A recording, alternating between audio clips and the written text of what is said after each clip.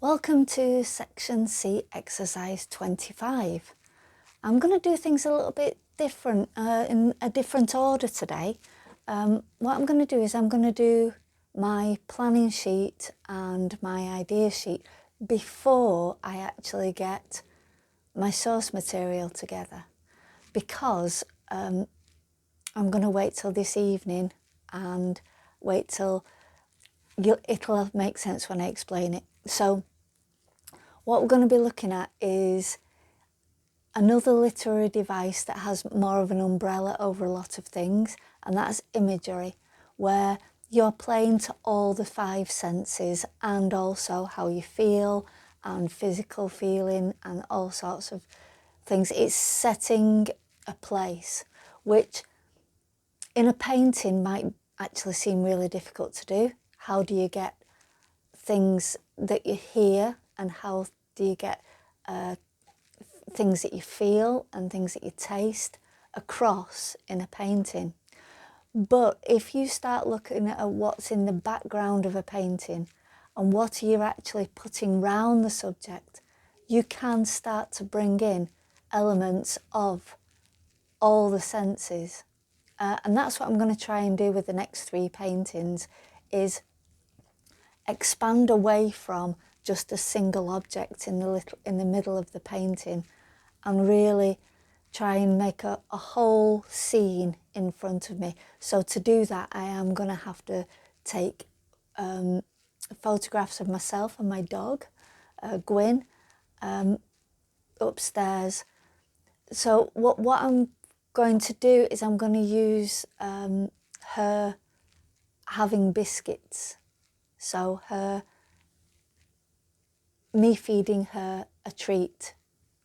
That's going to be the whole idea of the story, of the painting. And it's about the bond that you have with your dog. It's about a family unit. It's going to be taken in the kitchen. I'm going to do it when there's pots on the stove and things like that. And I'm going to try and get a real feel of a kitchen in the heart of a family. And then I'm going to be feeding Gwyn. So I'm going to have to set this up. But that's going to be the whole point. So I'm not going to be able to sketch these out. It's all going to be done through photography, my own photography. I'm going to set up a timer to do a series of shots and then sit on a tripod and things like that. So, but it's all part of gathering the information together. If you're taking a photograph of somebody else, that's fine. You can just get them to act a certain way in a certain place, and then, you know, take it from different angles and then choose the ones that you like. But that's how I'm going to do it. So using the imagery with the five senses, trying to think of a way of expanding this image is the whole point of exercise 25, 26 and 27. As a literary device, what I noticed was it's more, the writer will mention things that appeal to your feelings, appeal to what you can see, what you can hear. But what we can do as artists that a writer would find a bit more difficult is put things in the background. Writers, when they specifically say something about an item, immediately brings it to the forefront of the story. They're mentioning it, so it automatically gains importance. As artists creating a visual picture, we can create this background and put things in the background that as a writer you would actually find difficult to find a real subtle way of talking about them. So once you start looking at imagery, we've got the upper hand on this one. So really, I'm going to really enjoy doing this one, and it might take a little bit longer. So I'll have a go. All right, I'm going to do the planning sheet now. Exercise 25, planning sheet. Statement. What am I trying to communicate? A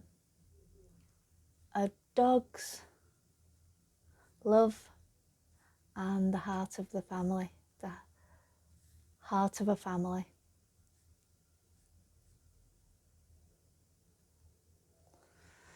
Exploration. It's going to be done with concept of the imagery of the senses, and colour. I'm going to use warm colours. So I'm going to I think with when you're starting to look at literary devices and actually trying to get an idea across using imagery, metaphor, simile, that sort of thing, a lot of the exploration is going to be concept rather than materials. It is possible. I'm not saying it's not, because as you know, any rules are there to be broken. But keeping it simple for myself, my exploration is going to be the concept. The subject, it's going to be myself feeding my dog a biscuit in the kitchen. So I'm going to try and get pots of food in the background, the cooker. I'm going to try and get some sort of movement out of Gwyn to really capture as many senses as possible. Well, what you can see is the figures, myself and the dog. What you can hear. I'm gonna try and capture a photograph when I'm actually sort of saying sit, or communicating with Gwyn. So I'm hoping people can actually hear me saying like sit, or a command to the dog. And maybe if I can get the kettle boiling as well in the background, you can hear the kettle boiling, something like that, or at least the bubbling of pans to the dog.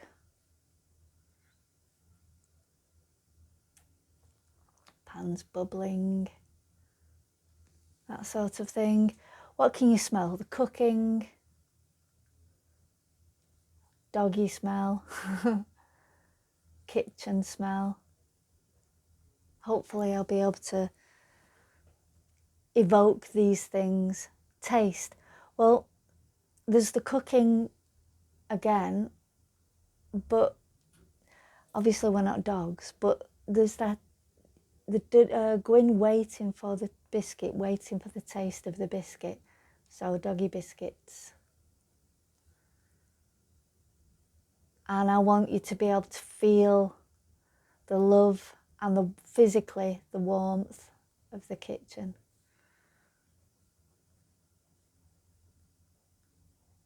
So, dead easy, no problem.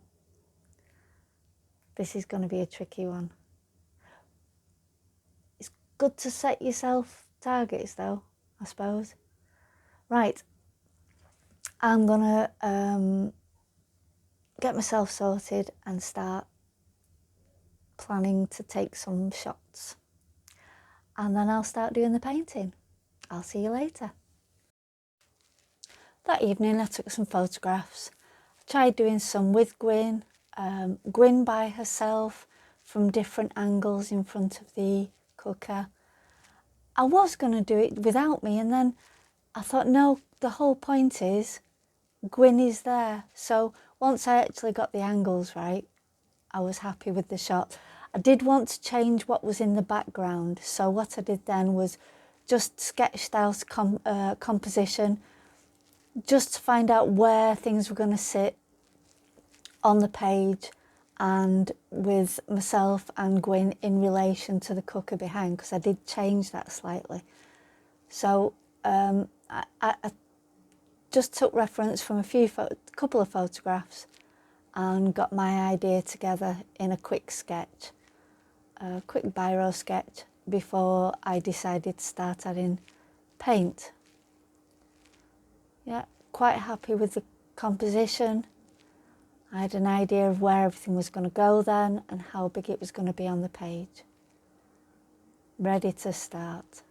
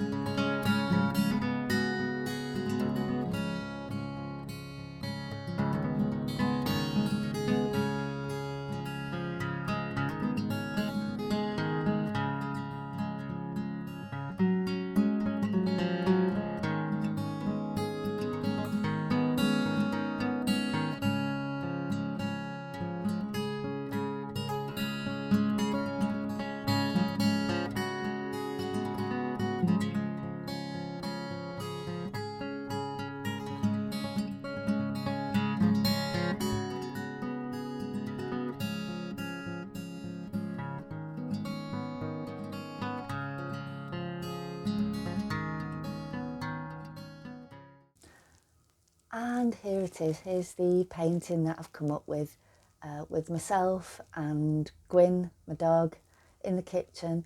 And I really tried to encapsulate those 5 senses to create some imagery of a warm family kitchen, the love between a dog and its human or its owner or whatever.